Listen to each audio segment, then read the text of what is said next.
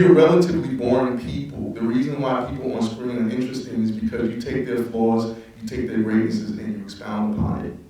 And I wish when I first got into filmmaking, you go back and look at my first film, I wish that I had enough belief in myself to know that I had the insight to do it.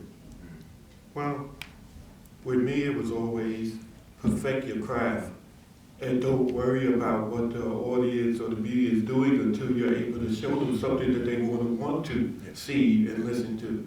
A lot of people are not into paying their dues. It's always the quick, easy ascension to get stuff done.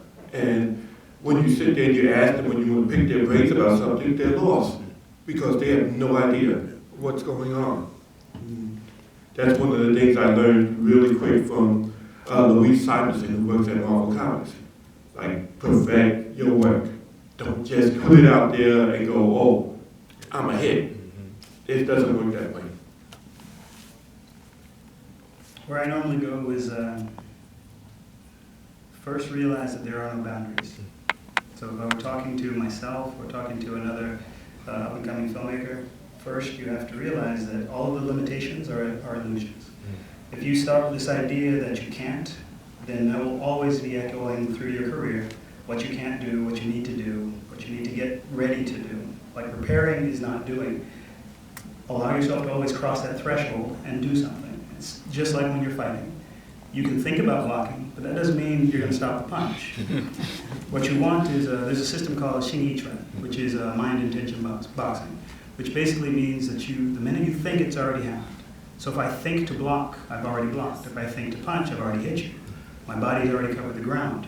If I don't operate on that level in film, then what happens is time passes. And ultimately, what that means is someone else comes out with an idea that's similar or better, and they may not even do it great. It just might come out, they throw it there because they hit it first, and then you look like you're doing copycat burnout. You're coming and doing it, even though it may be greater. If you remember the time Volcano came out, Dante's Peak came out, just like volcano movies, there was still, Dante's Peak I liked a little bit more. They at least understood what a volcano was. But this idea of those movies often coming out as echoes of each other, that happens, especially when you're working on independent level. You may come up with an amazing idea. You may have something put on your heart that no one else has. You have to strike the ground. You have to get it out there. It may not be this huge project. You may not want to do a feature first. Maybe just do something to put a flag in the ground. There was a time where I was working with a producer to do a large feature that we're working on, we've been doing. But I insisted that first we release a novel so that the idea is there and that we actually have a claim to it. In case anything else came out, we could say, no, we already had this here. So exactly, and it's much like with Black Lightning or with Black Panther, with these two characters.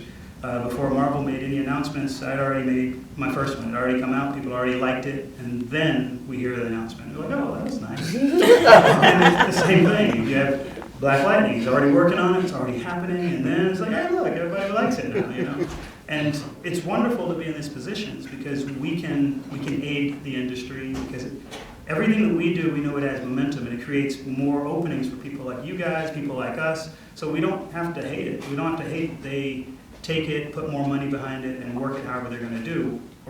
Original ideas, as I said, there are no limitations. Yeah. If I come up with one, I can come up with 100 more. That's the idea of being plugged into the resource. Yeah, definitely. That's something too, because when I went out in LA, I was very conservative and very restrictive on my work. And I had many opportunities that I lost. When somebody's sitting there and saying, listen, we'll buy this from you for 20 grand, you go, no, it's like, I'm gonna make this, and it's like, what resources? At that time, there wasn't DSLRs, there wasn't iPhones. To get a budget together, you needed at least 100,000. People may have shot on 16 millimeter, but man, there were so many opportunities, that I lost out because I didn't think I could come up with those ideas again. And that's the lie. So the idea is, first, get yourself beyond the lie. Understand that you have unlimited resources and unlimited opportunity, and step into that, starting life today. You can make a movie with your phone. You can make a movie without a budget. It's great when you do have a budget, but if you look at the Hollywood adage of either you have time or you have money. If you have money, It's going to go by a lot faster. A lot of times, because you're not hungry, you skip over a lot of steps. You make it less passionately because you're so concerned about the budget.